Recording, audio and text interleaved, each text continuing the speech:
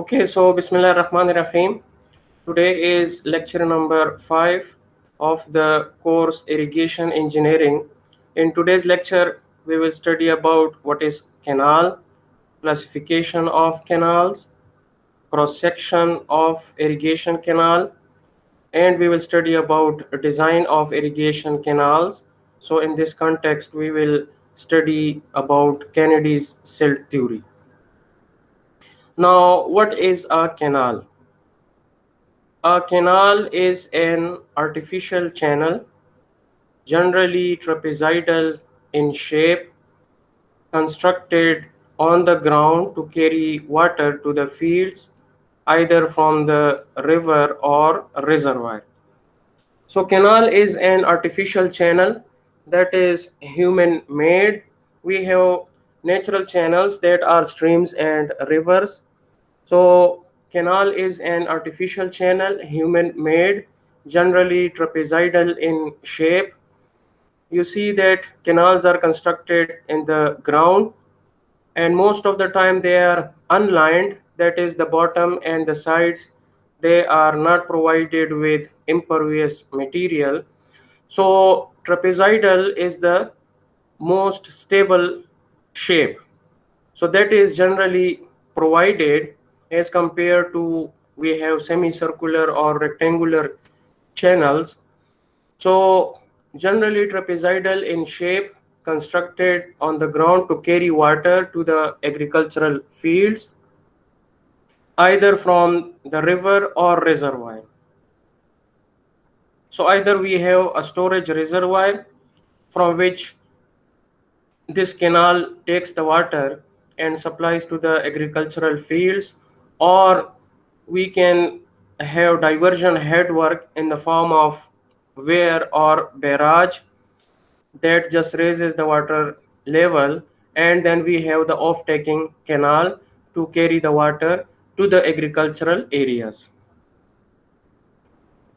So a canal is just an artificial channel, generally trapezoidal in shape, carries the water to the agricultural fields, either from river or reservoir. Classification of canals. So we will study about the different classification of canal. Classification based on the nature of source of supply. We have permanent canal and inundation canal. What is permanent canal? A canal is said to be permanent when it is fed by a permanent source of water supply. It is also sometimes known as perennial canal. Now, perennial canal, like a perennial river, is that river which carries water throughout the year. So the perennial canal, also known as permanent canal, is that canal which has a permanent source of water supply. So for example, we have a dam, and from the dam the water can be supplied throughout the year through the canal to the agricultural fields. So that canals will be known as permanent canal or perennial canal, which carries water, or the water can be carried in these canals throughout the year. Then we have inundation canal. So it usually draws its supply from a river when there is high stage in the river.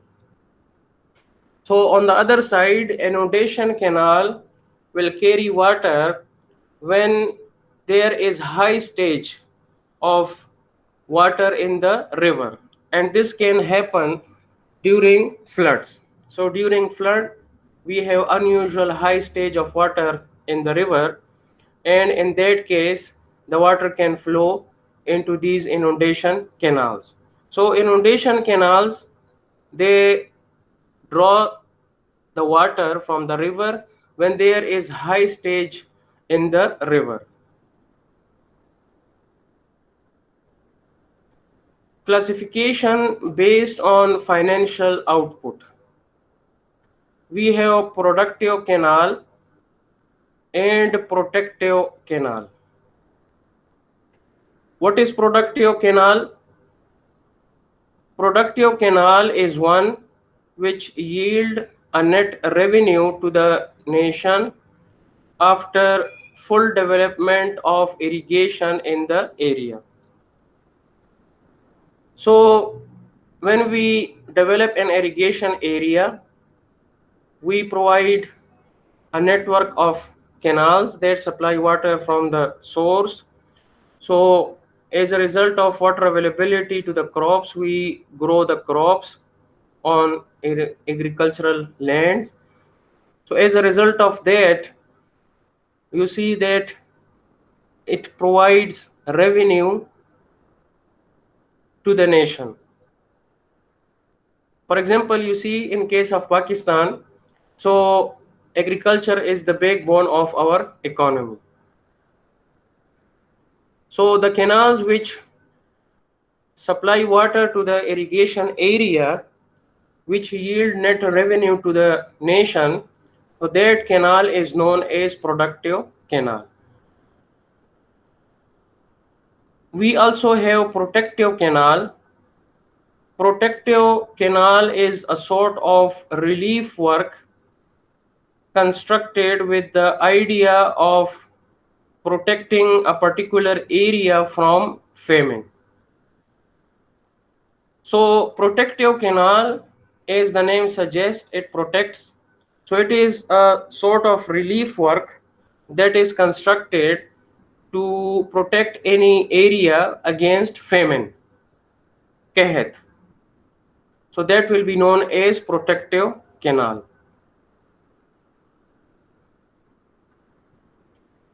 Classification based on function of the canal.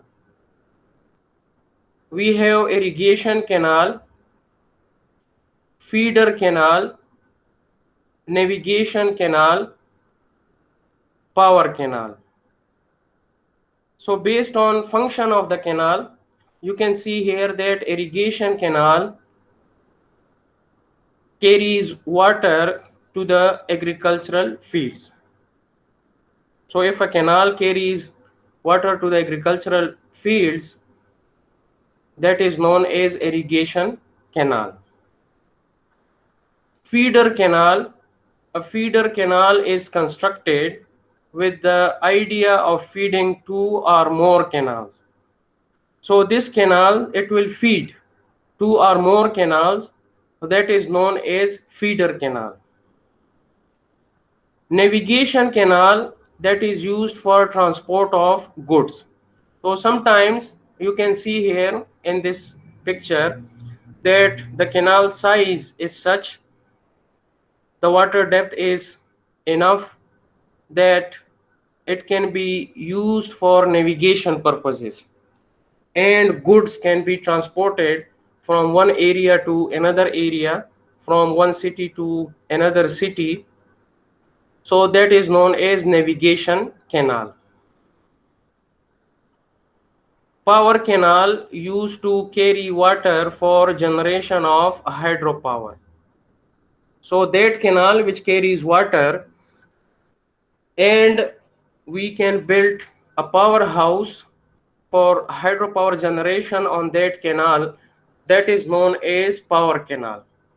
For example, in Pakistan, the Ghazi Barota canal, that is a power canal because it runs from Ghazi to Barota. It is taking water from the Tarbela Dam, and at Barota there is head available. So we have constructed a powerhouse. The head available is 60 plus meter, I think 63 meter, and that head is utilized to generate the hydropower. The powerhouse consists of 5 Francis turbines, and the generation capacity, total generation capacity, is 1400 plus megawatt. Of course, the water then is carried downstream after it strikes the blades of the turbine. So the turbine converts the hydraulic energy into mechanical energy, and then the generator converts the mechanical energy into electrical energy. But the water flows downstream and it can be used for different purposes such as irrigation, etc. Classification based on boundary surface of canal. So we have alluvial canal and non-alluvial canal. What is alluvial canal?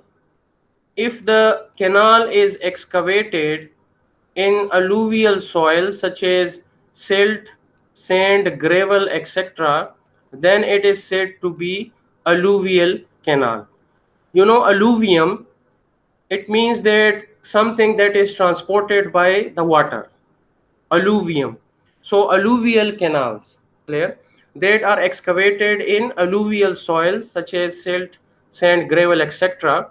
So such canals are known as alluvial canals.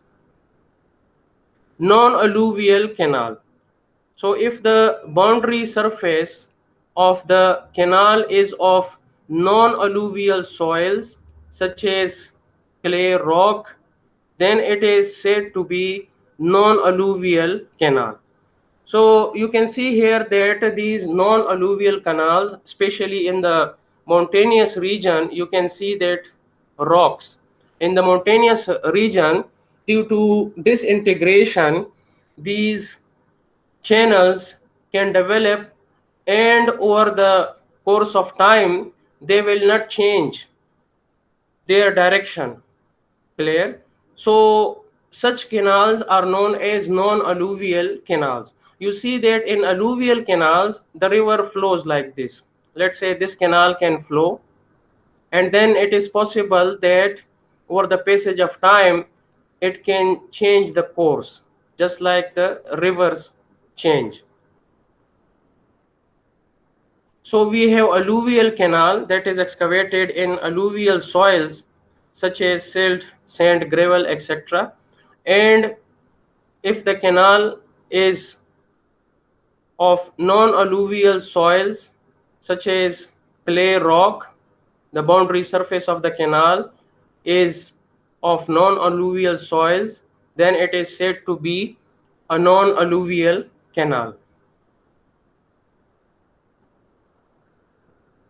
Classification based on discharge and its relative importance in a given network of canals. We have main canal, branch canal, major distributary, minor distributary, and we have water course or field channel. So this is the figure that is taken from the irrigation book by Garg. So you can see here that this is the river flows in this direction. We built a barrage or weir, so this is diversion headwork. We will study diversion headworks in detail, the different components and their functions. Now you see that the water is diverted to the main canal.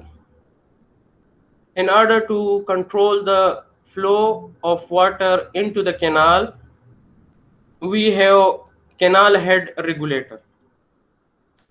Now these diversion head works in the form of barrage or weir. So the water level is raised, and this water in the river carries sediments. So these sediments are not allowed to flow in the canal system. So for this purpose, we provide this silt excluder. We will study this in detail, how the silt excluder functions. So we have silt excluder and we have silt ejector. So these are the measures that are used to prevent the silt entry into the canals. Now, either the silt is trapped before the water enters into the canal, or sometimes the canal water has traveled for some distance, and after that you can see here sediment escape channel, the sediment that is removed from the water. Clear? So we will study this in detail. At the moment we focus on classification of canal based on discharge. So you can see here we have the main canal. This canal continues from this canal, then we have branch canals. So according to this book by Garg, the discharge of branch canal Q is greater than 30 cubics. Depend on the system. Clear? So discharge is greater than 30 cubics. Then from these branch canal, we have these major distributary. Oh, the discharge is less than 30 cubics. Because there can be more than one major distributary, so definitely the discharge is decreasing as we go into subcategories. Then from the major distributary, we have this minor distributary where the discharge is less than 2.5 cubics. And from minor distributary, then we have this water course, also known as field channel, which supply water to the field. So here you can see we provide an outlet. We will study canal outlets, a chapter in detail, where we can measure the discharge and supply controlled flow to the individual farmers. So classification based on discharge, we have main canal, branch canal, major distributary, minor distributary, water course. In this figure again you can see that we have this as the storage. From here we have off-taking canal through the head regulator to control the flow. So we have this main canal. From the main canal, then we can have these branch canals. You can see here on both sides. The main branch canals then supply water to major distributary. It supplies water to the minor distributary, and it supplies water to the field channel or water course, which supply water to the agricultural lands or to the crops. Main canal. Main canal generally carries water directly from the river. Such a canal carries heavy supplies and is not used for direct irrigation. So main canal, it carries more discharge and it is not used for direct irrigation. Means that the water from the main canal that is not directly provided to the crops.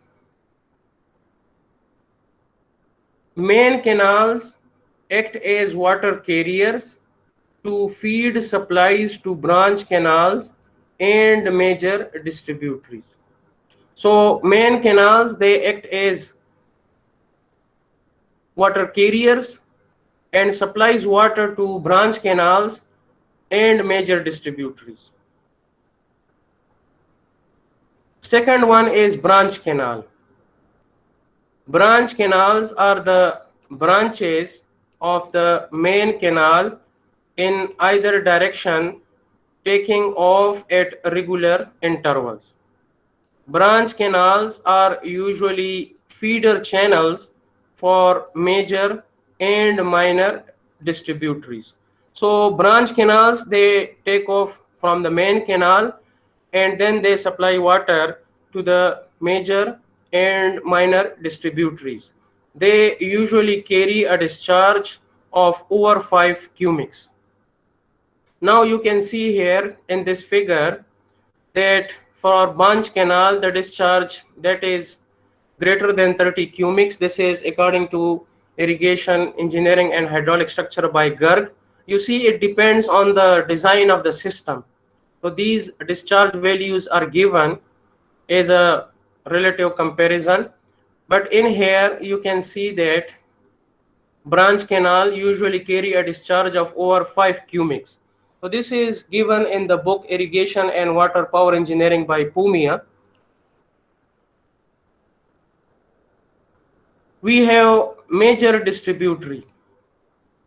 They usually take off from a branch canal. They may also sometimes take off from the main canals, but their discharge is generally less than branch canal. They supply water for irrigation to the fields through outlets provided along them. Their discharge varies from 0.25 to 5 cubics. So the discharge in the major distributary, it varies from 0.25 to 5 cubic meter per second. Minor distributary. Minor distributaries are miners take off from branch canals or from major distributaries. Their discharge is usually less than 0.25 cubics. They supply water to the water courses or field channels through outlets provided along them. So as you already saw here in this figure, you can see that through outlets, these minor distributary, they supply water to these water courses or field channels, these outlets here.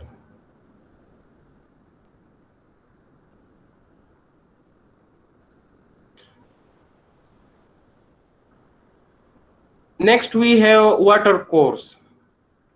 So a water course is a small channel which ultimately feeds the water to the irrigation fields. So water course or field channel, these ultimately supply water to the crops. Depending upon the size and extent of the irrigation scheme, a field channel or water course may take off from a distributary or miner. Sometimes it may even take off from the branch canal for the field situated very near to the branch canal. So sometimes it may even take off from the branch canal for the field situated very near to the branch canal.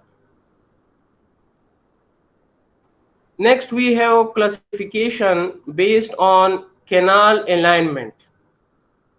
So we have contour canal, watershed canal or ridge canal, and side slope canal. So what is a contour canal? A channel aligned nearly parallel to the contours of the area is called a contour canal. Now you can see here that we see the contours. You can see here 1800, 1850, 1900 and so on. These are contours. You already know that contour line is a line joining points of same elevation. Now you can see here that along the curves, you see that if you look in this direction along the curves, so the elevation is increasing. So it means that this represents a valley. This represents a valley. So that is why you can see that at the center of the valley we have this river, because the water will flow from both sides in this direction.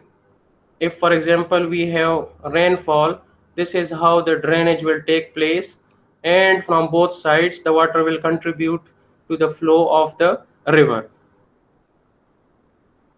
Now what is a contour canal? So A contour canal is one that is nearly parallel to the contours. You can see here that this canal, which is takes off from, let's say, this river here, so it is aligned nearly parallel to the contours. So such a canal that is known as contour canal. Now this contour canal here, you see that the water flows due to gravity, because you can see here in this direction, this contour canal, the alignment is such that it moves from higher elevation to lower elevation. You can see here from just above 1950, and then it moves nearly parallel and moving towards the 1900. So the water will flow due to the gravity in this canal. Now this canal can only irrigate the area on one side. For example, between the river and this canal, if we have irrigation area, it can only supply water to one side, that is between the canal and the river. Now it cannot supply water if there is any area on this side. It cannot supply water here. Why? Because this area will be on higher ground. So on this side here, the water can easily flow due to gravity. But on the other side, if the water has to flow, it has to flow against the gravity. So that is not possible without external means. So that is why this canal will supply water to the area on one side only.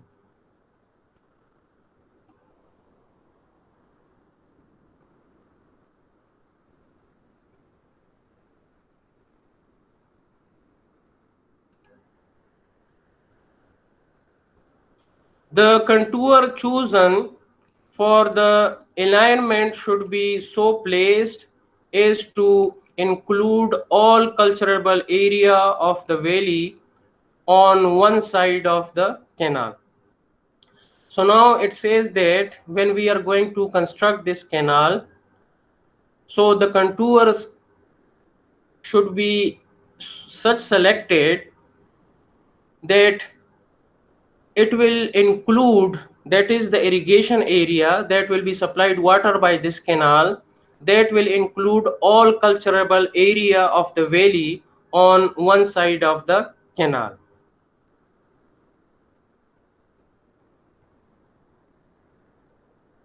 Now, as I said, the contour canal can irrigate only on one side, as the ground level on the other side is higher.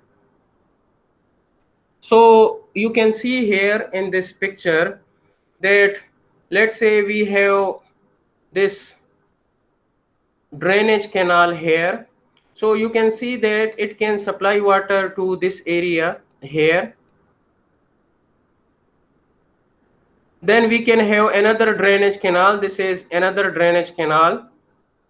It can supply water here to this area, and so on. We can have another canal here, this one. It will supply water to this area, but not on the other side. Why? Because the ground level on the other side has higher elevation. So this contour canal can irrigate only on one side, as the ground level on the other side is higher. You can see in this picture, if we have this canal here, so you can see that it can supply water on this side. Water can flow on this side, the lower areas, due to gravity, but you can see that water cannot move on this side, higher elevation. So that is why contour canal can irrigate only on one side. The contour canal does not follow the same contour all along. You see what is the reason? That this canal here, it does not follow one contour all along, but you can see that it runs parallel near to the contours, and you can see that it moves from this contour to 1900. And the reason is that because the water flows due to gravity, we have to provide a longitudinal slope. Because if, for example, a contour follows exactly one contour, then there will not be the necessary slope so that the water can flow due to the gravity. So the contour canal does not follow the same contour all along. To enable the water to flow by gravity, some slope is given. The rate at which the canal alignment leaves one contour and takes up another depends upon its slope. So the rate at which the canal alignment will leave one contour and takes up another contour, so that will depend upon its slope. The second one is watershed canal, also known as a ridge canal. So the canal which is aligned along any natural watershed, that is the ridge line, is called a watershed canal or a ridge canal. For example, in this case, you can see that we have a watershed or ridge line. Now in this ridge line here, you see that the water will flow on both sides of this ridge line. This is the natural drainage. If we have a rainfall, this is how the water will flow on both sides of this ridge line. That is why you can see that we have rivers on both sides of this ridge line. Now you can see that the watershed canal or the ridge canal that is aligned along the ridge line. So this is the ridge line, and you can see that this canal, it is aligned along this ridge line here. So you can see that this canal aligned along this ridge line. Now what is the advantage here? The advantage here is that now this canal can supply water to the area on both sides. It can supply water to the irrigation area here between the canal and this river, and also it can supply water to any irrigation area in this zone between the canal and this river. So this is watershed canal or ridge canal. Now this canal, it follows the ridge line, but you can see here that it is not 100% necessary that it will exactly follow the ridge line. For example, you can see here that at this point here, now the ridge line, it moves along this L1, L2 and L3. So it is not necessary that the canal follow exactly this ridge line, but you can see here that the canal alignment is taken across, and again it is aligned along the ridge line. Now if there is any irrigation area here, so what can happen is, because this is the ridge line, now this canal from here cannot supply the water. So what we can do is that we can have a distributary from this canal that moves along this L1, L2 and L3, and then from this distributary we can supply water to this area if it is agricultural area. Aligning a canal, main canal or branch canal or distributary on the ridge ensures gravity irrigation on both sides of the canal. So as I said that when we align a canal along the ridge line, it ensures gravity flow on both sides. Water can flow due to gravity on this side, as well as water can flow due to gravity on the other side. So it can supply water to the irrigation area on both sides. Thus, between two major streams, as you can see here, this river here and river here, there is the main watershed or ridge line which divides the drainage area of the two streams.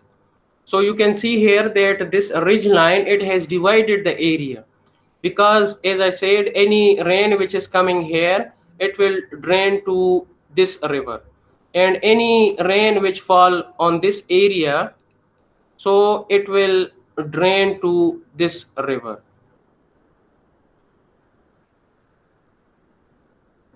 So the ridge line, it divides the drainage area of the two streams. Since the drainage flows away from the ridge, as you can see here, the drainage flows away from the ridge, no drainage can cross a canal aligned on the ridge. So it means that even if we have a natural drain, it cannot cross this canal here, which is aligned along the ridge line, because the water that falls, it will just flow towards the rivers on either side. So thus a canal aligned on the watershed saves the cost of construction of cross drainage works. So it means that it can avoid construction of cross drainage works and save the cost for that. As I said before, cross drainage works, we will study a chapter in detail. We have, for example, this is the river. So this is the natural river.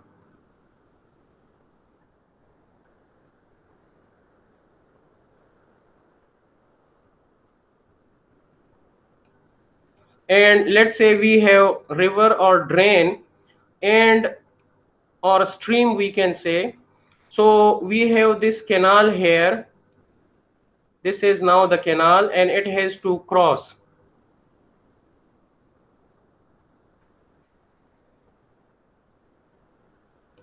So how it will cross?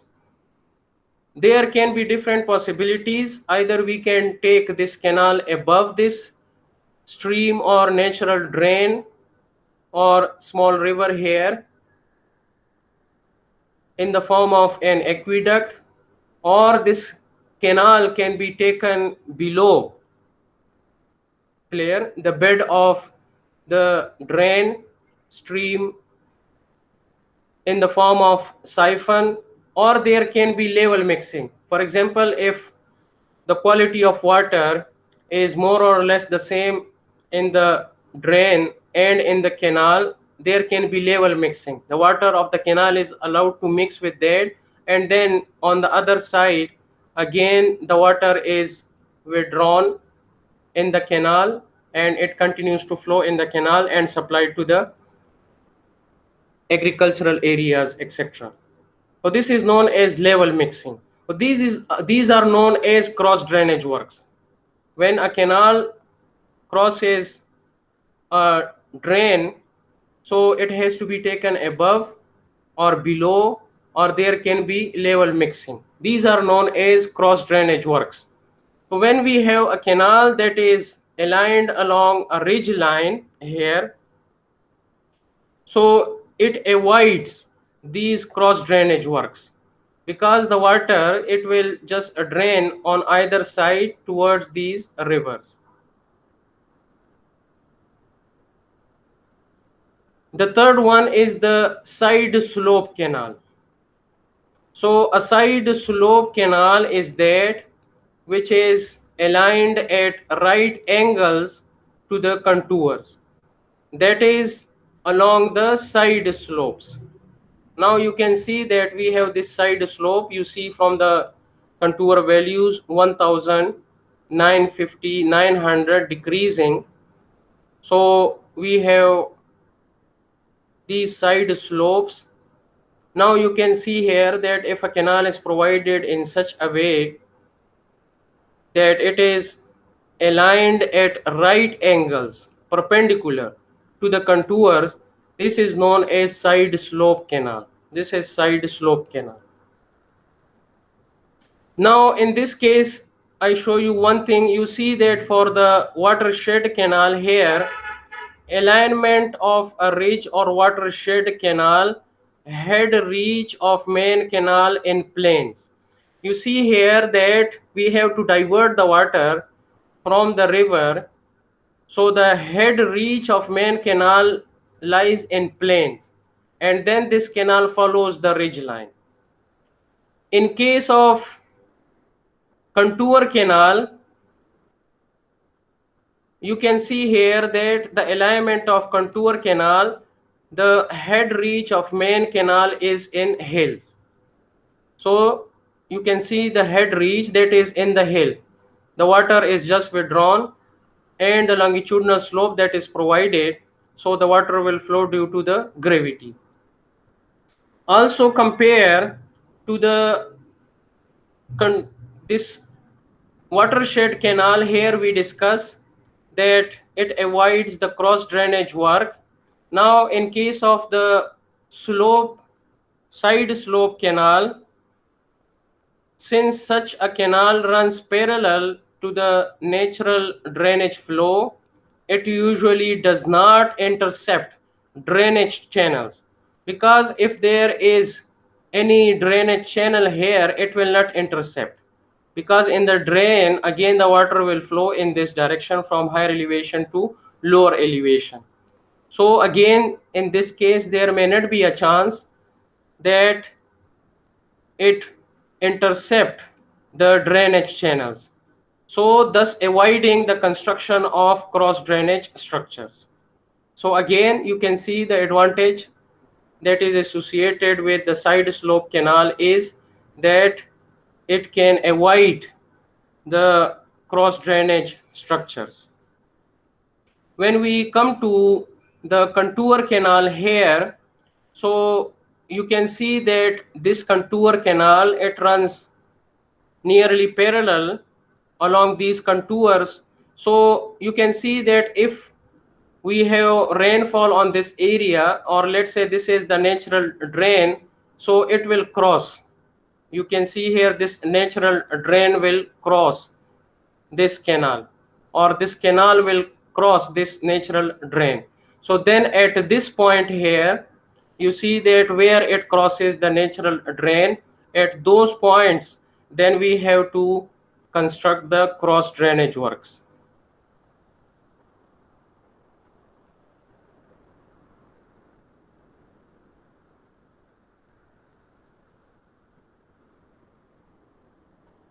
Next we have unlined canals. So unlined canals, bed and banks made up of natural soil. Water velocities higher than 0.7 meter per second are not tolerable, because they are made of this natural soil. The material is loose, so if we have higher velocities, that will not be tolerated. Clear?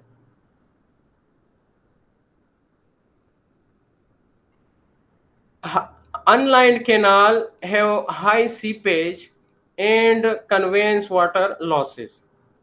Because the surface is unlined, therefore the water can infiltrate easily, and as a result there will be more seepage losses.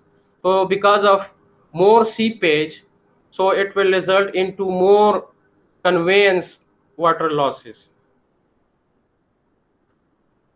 Profuse growth means large extent of aquatic weeds. These are small plants. Weeds is are small plants that naturally grow. They are not desirable. For example, on agricultural area, we grow different types of crops and we supply the water for their growth. But sometimes there can be some small plants, they grow. These are known as weeds. So in unlined canal, you can see here, there can be growth of weeds. So profuse growth of large extent of aquatic weeds Then what is the disadvantage? That retards the flow because offer resistance to the flow of water. Lined canals, lining of impervious material on its bed and banks to prevent the seepage of water. So canal lining is a full topic. We will study about the canal lining. So lining of impervious material on its bed and banks to prevent the seepage of water. Different types of lining can be used, such as concrete, brick or burnt clay, tile, boulder, etc. So this we will study in detail when we study about the canal lining. So we can have unlined canals or lined canals. Next we discuss cross section of irrigation canal. A canal is generally taken in such a way that its section is partly in cutting and partly in filling, in order to approach close to the balancing depth. You can see that when a canal is constructed, so if it is fully in cutting, what will be the problem? That we have to remove the material from that area, and then that material has to be disposed of, has to be transported to disposal point. That can involve the transport cost. If a canal is in filling, it means that you have to just fill the canal in order to construct it with the material. So in that case we have to borrow the material from the nearby areas. If not available the material, we have to bring it from other areas. So again there will be cost of borrowing the material and transportation cost, etc. So a canal is generally taken in such a way that its section is partly in cutting and partly in filling, in order to approach close to balancing depth. So it is desirable that the canal is partly in cutting and partly in filling, because if we remove the material due to construction of the canal, the same material at the other section which requires filling can be economically used. Many times, however, depending on the nature of the ground, the canal has to be carried through deep cutting or filling. A canal section may therefore be either canal in cutting, canal in filling, and canal partly in cutting and partly in filling. Canal in cutting. What is this? When the natural surface level, that is NSL or ground level, is above the top of the bank, the entire canal section will have to be in cutting. Now you can see here that we have this as the ground level. So you can see here that for this situation, the natural surface level or ground level, it is above the top of the bank. So this is the top of the bank. Why the top of the bank? Because this water level which is shown here, this actually shows the full supply level. This is the full supply level. This is the depth of water at the design discharge. So it means that the water level will not go above this level. This is the full supply level, the depth of water for the design discharge. So in this case, you can see that when the natural surface level or ground level is above the top of the bank, the entire canal section will have to be in cutting. So this is the channel section in cutting. Canal in filling. When the natural surface level or ground level is lower then the bed level of the canal, the entire canal section will have to be built in filling. So in this case, you can see that the ground level, this is the ground level here, or NSL, this is the ground level. So it is lower than the bed level of canal. So this is the bed level of canal here, you can see. This is the bed level. So the ground level, it is below. It is lower than the bed level of the canal. The entire canal section will have to be built in filling. So you can see here that this whole section of the canal, that is in filling. So this is channel in filling. The third one is canal partly in cutting and partly in filling. Now, a canal is partly in cutting and partly in filling when the NSL or ground level is in between the top of bank and the canal bed level. So when the ground level is in between the top of bank and the canal bed level, then in that case the canal will be partly in cutting and partly in filling. For example, in this figure you can see that this is the cutting. This total area which is shown shaded here, this is cutting.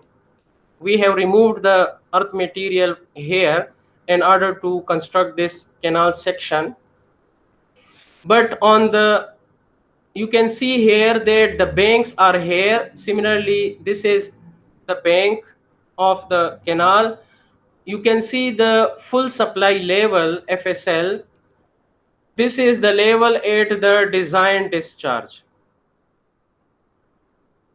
This is the water level at the design discharge. This will be the depth at the design discharge. So you can see that the NSL or the ground level, so that is between the top of the bank. This is the top of the bank here. This is the top of the bank and the canal bed level. So this is the canal bed here. This is the canal bed level. So when the NSL or ground level, it is between the canal bed level and top of the bank, then the canal is said to be partly in cutting and partly in filling. Because you can see here, this is the cutting, this is the cutting. But at the same time, this is the filling that is required. So this is the filling. So that's why such a canal, that will be partly in cutting and partly in filling. And actually this is desirable. As I said, as compared to canal in cutting, you have to remove the material, and then this material has to be disposed of. There could be cost of disposing that material. And if it is fully in filling, you can see that you have to bring the material from, borrow the material from the nearby areas or far areas if the material is not available. So again it will be costly. So this one, canal partly in cutting and partly in filling, that is desirable, because you can see here the material which is removed in cutting, the same material can be economically used for filling. So this is desirable. Canal partly in cutting and partly in filling. A typical and most desired section of a canal is shown.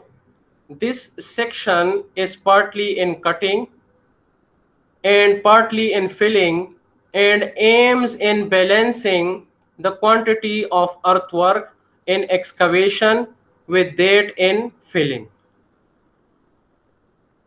So this partly in cutting and partly in filling, such canal aims in balancing the quantity of earthwork in excavation and filling. Because when the quantity of earthwork in excavation and filling, in cutting and filling are same, this will be, this is required. This is desirable because you remove the material and the same material is used in filling. So it means you do not have to transport the extra material of the excavation, or we do not have to bring the additional material required for filling from other areas.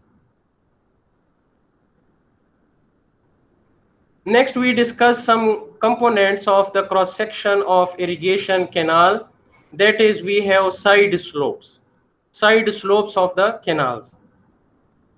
So the side slopes should be such that they are stable depending upon the type of soil.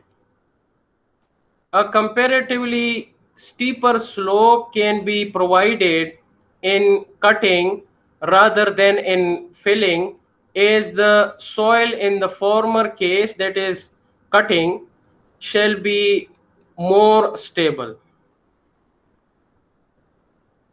So these are the recommended values. You can see that what should be the side slopes. These are the side slope. You see that this is the trapezoidal section. So we have this is the water level here. Now these are the side slope. So according to irrigation books, we will denote them as Z21. Similarly here, this one, Z21. So we have this slope as Z ratio 1. So this is Z is the horizontal distance and this one is the vertical distance. So 1.5 ratio 1 means that for every 1.5 horizontal distance we have 1 foot or meter rise.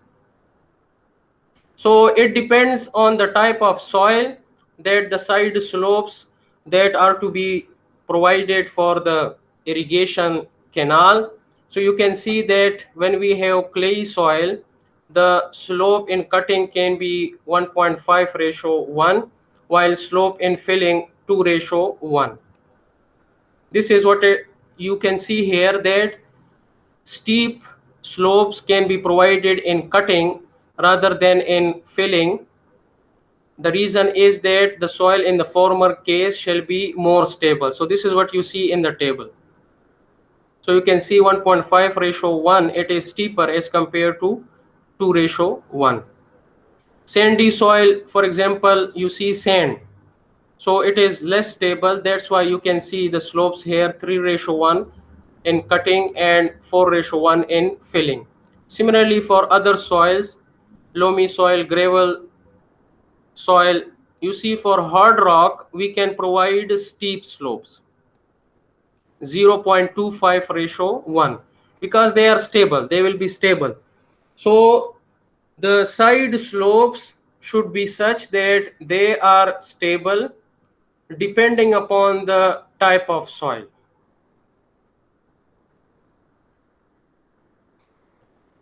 Next we have berm. So what is berm? This is berm here shown. This is berm.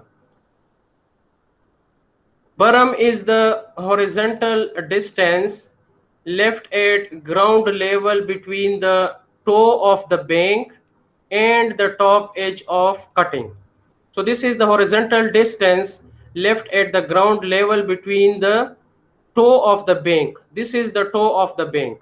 This is the toe of the bank and the top edge of cutting. So this is the top edge of cutting.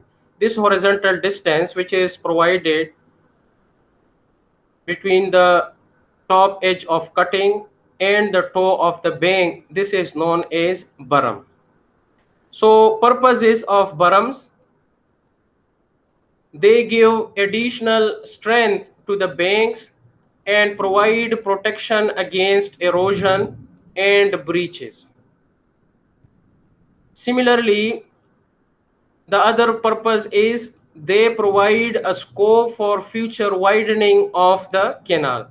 For example, in the future, if we want to widen the canal, so you can see here that these berms, they provide scope for future widening of the canals, and there can be additional purposes that you can read from the irrigation books.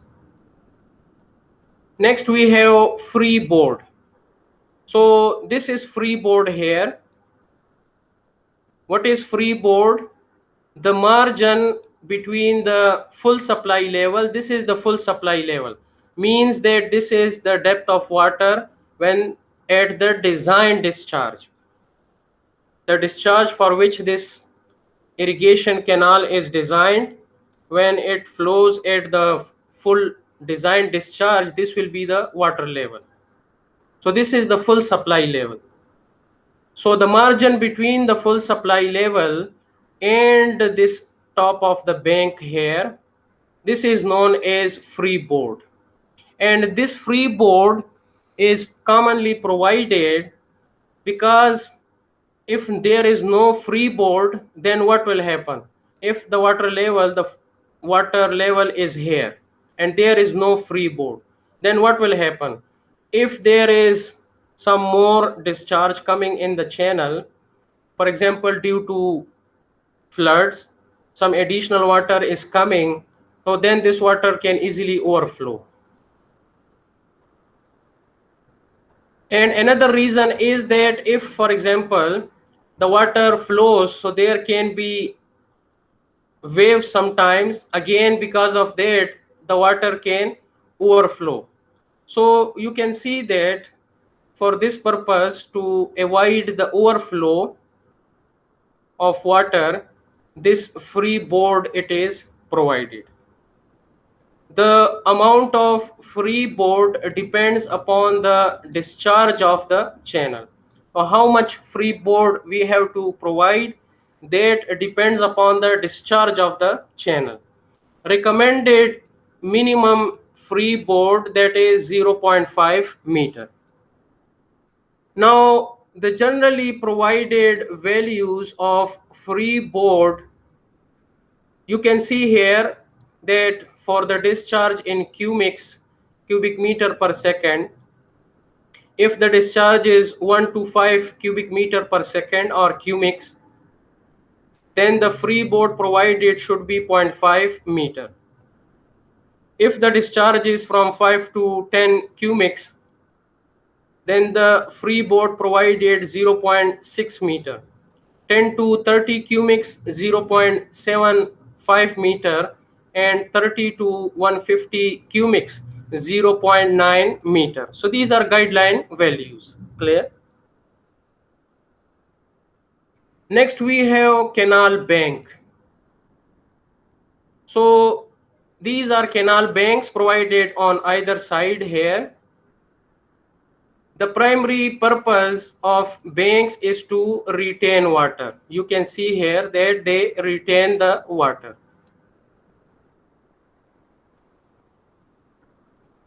Canal bank can be used as means of communication and as inspection paths. So you can see here that the width of the canal bank is usually sufficient. It can be used as means of communication and as inspection paths. So if we want to inspect the canal from time to time, this top of the bank can be used as inspection paths.